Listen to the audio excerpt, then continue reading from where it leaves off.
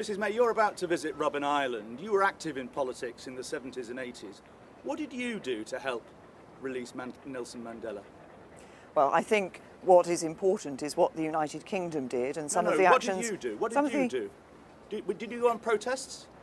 Did you get arrested outside the embassy? Did you boycott South African goods? Did you do anything? I think you know full well that I didn't go on protests, Michael. But what is important is the work that the United Kingdom, did you boycott South African goods? The work that the United Kingdom government did to ensure that it was able to give support where that support was needed, to enable Mrs Thatcher believed that Nelson Mandela was a terrorist. Were you a loyal Conservative Party member? Did you think the same thing?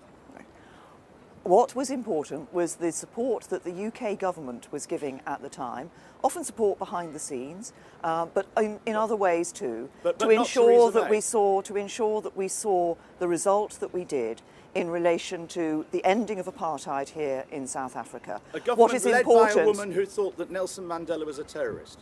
Now you're going to be going to Robben Island. Aren't you going to be feeling guilty that at the time Nelson Mandela was on Robben Island, you, Theresa May, did nothing to help his release, you personally? What I will be feeling, I think, when I go to Robben Island, is to recognise the immense statesmanship of a man who spent so many years incarcerated, and when he came out of that incarceration, had that breadth of vision and that calm approach that has enabled South Africa to be built into the country that it is today. A country with which we, the United Kingdom, have long historical links, but for obvious reasons, but also with which we can forge a new partnership for the future.